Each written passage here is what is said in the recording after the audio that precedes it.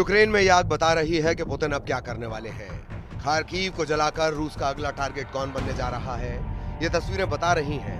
Capital Kyiv के बाद Zelensky के सबसे अहम शहर खार्किव का ये हाल किया है रशियन मिसाइल और ड्रोन ने। परमाणु बेस पर हमले के बाद यूक्रेन पर रहम के लिए अब पुतिन के दिल में कोई जगह नहीं।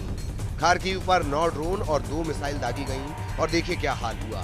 हर तरफ आग और आग बुझाने की कोशिश लगातार जारी है, लेकिन ये आग इसलिए नहीं बुझ रही क्योंकि 3.25 साल के युद्ध में शोलों की तादाद बढ़ती जा रही है।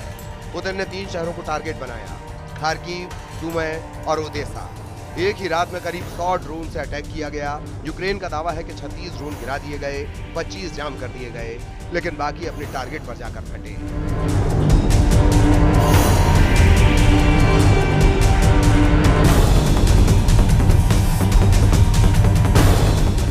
यहाँ पड़ा है वही शाहिद ड्रोन जो रूस ने ईरान से मंगवाया है।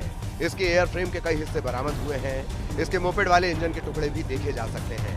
इस ड्रोन की लाश सबूत है कि रूस इस युद्ध में अकेला नहीं है और यही ताकत है जिसके बल पर पुतिन के कमांडर अब युद्ध 3 गुना तेज करने वाले हैं।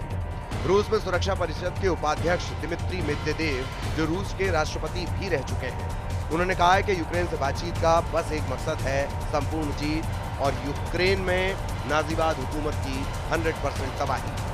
पुतिन के इन इरादों को टक्कर देने के लिए यूरोप में नई कोशिश शुरू हो गई है। फ्रांस के राष्ट्रपति इमैनुअल मैक्रों ने इटली का दौरा किया है और यहाँ प्रधानमंत्री जॉर्जिया मेलोनी से उनकी मुलाकात हुई। दोनों के बीच यूक्रेन को लेकर काफी देर तक बात हुई है, यानी पुतिन के खिलाफ यूरोप में लगातार सीक्रेट मीटिंग हो रही है और बहुत ही गोपनीय प्लान तैयार हो रहा है।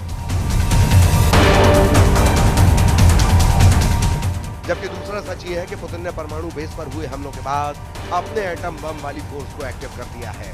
पुतिन के मिसाइल बेड़े में ऐसे खतरनाक हथियार हैं जो पेरिस से लेकर रोम और लंदन से लेकर वॉशिंगटन डीसी तक सब कुछ पिघला सकते हैं। यूक्रेन के सरेंडर के लिए पुतिन की 4 डिमांड है। रूस चाहता है कि यूक्रेन अपने पूर्वी इलाके को खाली कर दे, वहां से हट जाए। दूसरी मांग कि यूक्रेन निष्पक्ष हो जाए, यूक्रेन की सेना की तादाद सीमित रहे और चौथी डिमांड कि यूक्रेन में चुनाव हो, नई सरकार बने। जाहिर है पुतिन यूक्रेन को मार भी रहे हैं, सहला भी रहे हैं और उसकी आंखों में आंखें डालकर ये भी कह रहे हैं कि पूरी तरह तबाह होने से अच्छा है रूस की बात मान ली जाए। नहीं तो जो ट्रेलर मई में दिखाया और जून की शुरुआत में दिखाया जा रहा है, वही पिक्चर पूरे 2025 में बना दी जाएगी। इसीलिए नए हमले को यूक्रेन में खूनी मंगलवार कहा जा रहा है।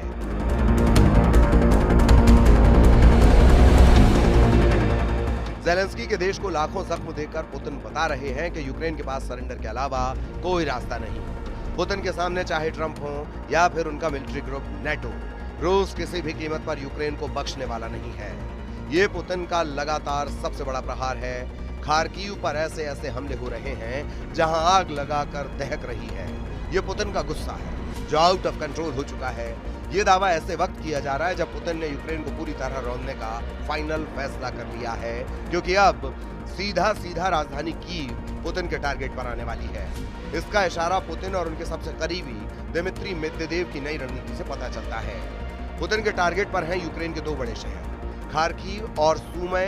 यहाँ रूस बनाना चाहता है बफर जोन, लेकिन ज़ेलेंस्की बता रहे हैं इससे पुतिन का किल जोन, जहां से कोई बचकर नहीं निकल पाएगा। रूस के बॉर्डर के पास बफर जोन बनाने का फैसला हो चुका है। दुश्मन के मोर्चे को खत्म किया जा रहा है, ये काम जारी है। पुतिन बता चुके हैं कि यूक्रेन के कई फायरिंग पॉइंट यानी कई मोर्चे पर ताबड़तोड़ हमले किए जा रहे हैं और उनको जल्द से जल्द उखाड़ फेंकने की कोशिश है। रूस ने अब तक सुमी के आसपास दर्जनों गांवों पर कब्जा कर लिया है। कई और गांवों और कस्बों का सामने का युद्ध चल रहा है। पुतिन के टारगेट पर यूक्रेन के पूर्वोत्तर में ट्रिपल सिटी है। ये है खार्किव, सुमी और चर्च।